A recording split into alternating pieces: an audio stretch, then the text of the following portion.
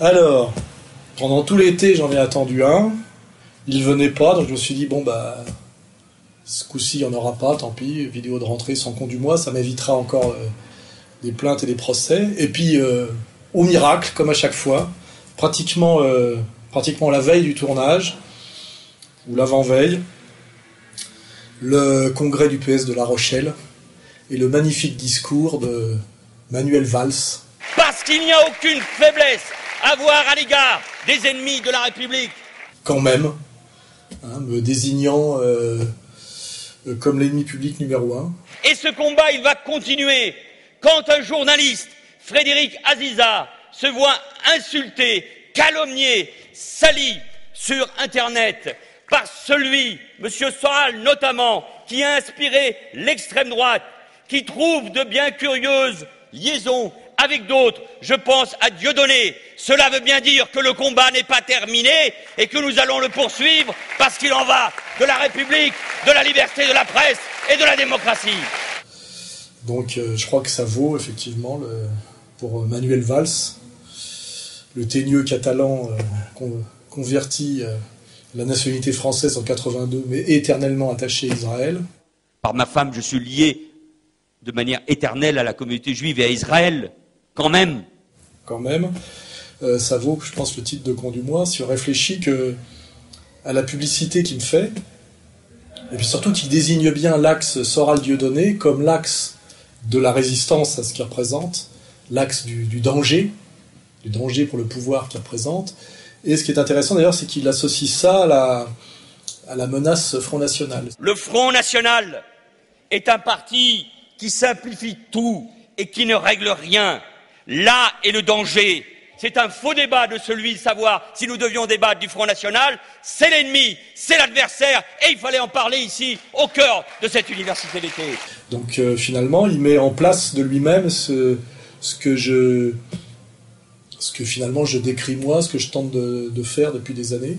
C'est-à-dire effectivement un travail de résistance, d'avant-garde, sur une ligne qui s'appelle égalité et réconciliation, hein, c'est-à-dire gauche du travail, droite des valeurs, français de souche, français plus récent, contre le système, tout en admettant effectivement que, notamment quand on écoute Philippot, contre lequel vraiment j'ai rien à dire, ce qui à terme incarnerait, on va dire, l'opposition selon les voies traditionnelles serait le Front National. Je dirais même pas de Marine Le Pen, je dirais plus de Philippot, parce que je trouve que c'est lui qui est plus intégralement sur la bonne ligne et qui est vraiment la nôtre, quoi. Écoutez, moi je veux bien qu'on gère, parce que c'est un problème de fond, je veux bien qu'on gère la pénurie, hein, oui, comme le font l'UMP, le Parti Socialiste et l'Union Européenne depuis des années. Ça ne marche pas, ça nous conduit tout droit vers la Grèce. Ou alors on se dit, on change de politique économique, on relance la machine, et ça fera des rentrées budgétaires.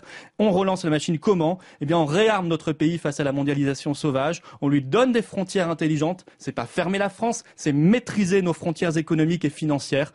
On crée un État stratège, libéré des carcans de Bruxelles, qui puisse faire du patriotisme économique, et on retrouve notre souveraineté monétaire, parce que sans armes monétaires, on ne peut rien faire pour le rebond économique et social. Qui parle d'ailleurs lui-même aujourd'hui d'union il récuse le terme d'extrême droite, il a parfaitement raison. Et il parle d'union des patriotes. Au niveau local, on peut imaginer des accords avec des gens qui viennent d'ailleurs de l'UMP, mais pas simplement. Avec tous les patriotes. On tend la main à l'ensemble des patriotes. Notre électorat, il est ouvert à toutes les alliances, notamment avec tous les patriotes. Alors il y en a à droite, bien sûr. Il y a des maires divers droite, il y a des maires, peut-être même des maires UMP qui font bien leur boulot, mais il y a aussi des maires divers gauche, il y a des gens patriotes dans tous les camps. Et nous ne sommes pas fermés, nous ne sommes pas sectaires. Des patriotes résistants... comment dirais-je, à ce système de domination qui est plus qu'un système de domination, qu'un système de destruction. Voilà. Donc après, on pourra rentrer un peu plus dans les détails.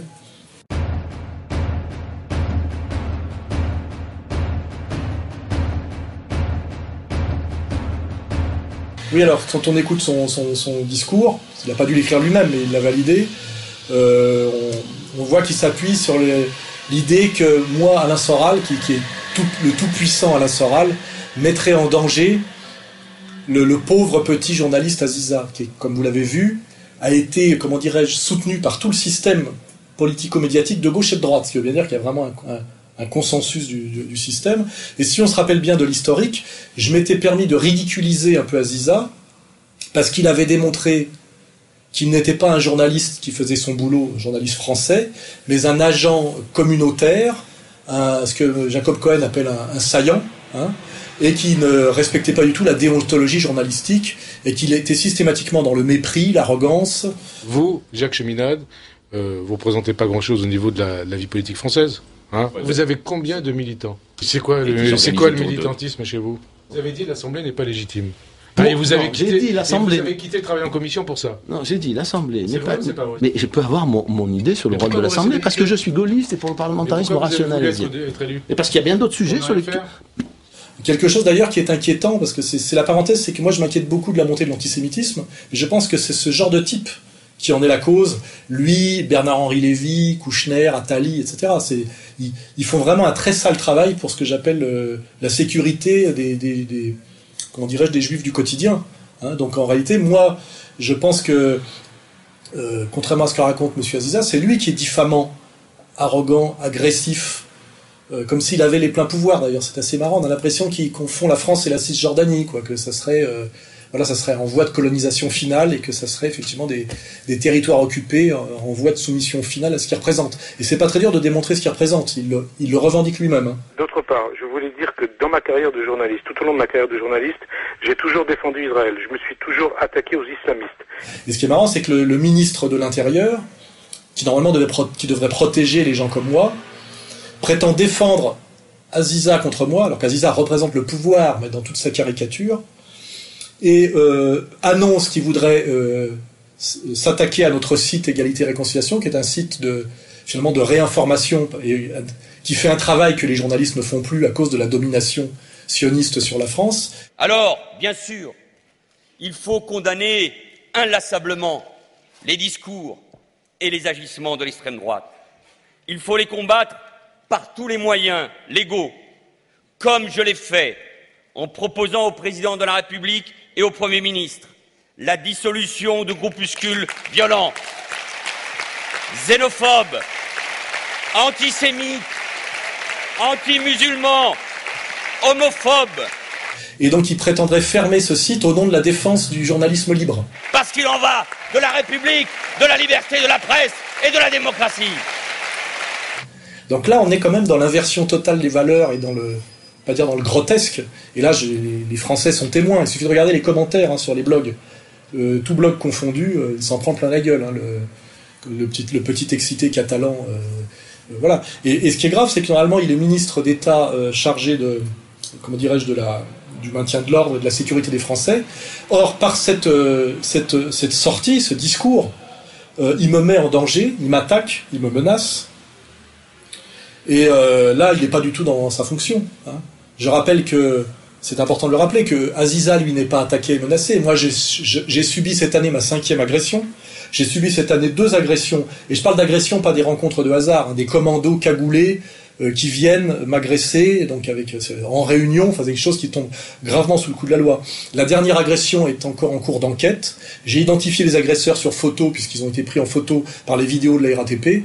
Et comme par hasard, l'enquêtrice me dit que les RG n'arrivent pas à les identifier. Alors qu'on sait très bien que toute cette mouvance soi-disant antifasciste, qui a provoqué d'ailleurs la mort tragique du petit Méric, moi je serais les parents de Méric, je me retournerais contre ceux qui l'ont envoyé à la mort volontairement. Hein. On sait très bien que tous ces soi-disant antifascismes de pacotille, de lycéens, mais aussi celui de Valls, tout ça était une instrumentalisation. C'est-à-dire que je peux même pratiquement prétendre que les agressions que je subis sont plus ou moins téléguidées et en tout cas couvertes par le ministère de l'Intérieur. C'est une évidence. Et je fais remarquer aussi que j'ai demandé une protection policière officiellement par mon avocat, pour laquelle je n'ai eu aucune réponse, alors que moi, normalement, je devrais avoir droit, en tant que homme public français régulièrement agressé, je devrais avoir droit à une protection policière. Or, je remarque que tous nos élus de la République, élus au double sens du terme, les BHL, les Golnadel, ont tous des protections policières alors qu'ils ne sont absolument pas menacés, ils sont de pouvoir, parce que ça fait chic. Hein. Je crois qu'il y en a un qui a 6 policiers à plein temps à son service. Je le sais parce que c'est des amis à moi qui font ce travail. Vous le savez, hein. Moi je suis assez respecté par les corps constitués de la nation.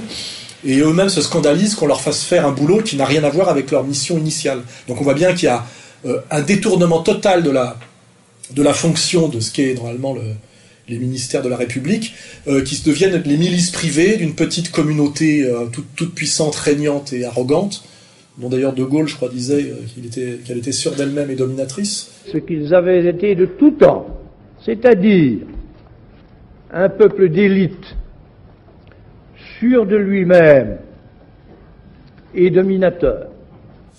Sans doute que Valls représente plus la France que le général de Gaulle. Et on voit là qu'on arrive à comment dirais-je, à une tension maximale qui produit un effet grotesque et angoissant, parce qu'effectivement, je discute en ce moment avec mes avocats pour savoir si je ne vais pas attaquer Valls pour injure, diffamation, car moi je n'incarne pas le fascisme. C'est assez facile de vérifier qu'Égalité et Réconciliation prône la réconciliation nationale, que la constitution de la composition sociologique de nos membres démontre que nous sommes dans l'antiracisme effectif et conséquent, contrairement à Valls qui, quand on lui tend un micro caché, trouve qu'il n'y a pas assez de white et de blanco dans son propre fief. On remettra les extraits. Comment ça va? Ça va bien? Ouais. Belle image. Belle image de la ville d'Evry. Vous me mettez quelques blancs?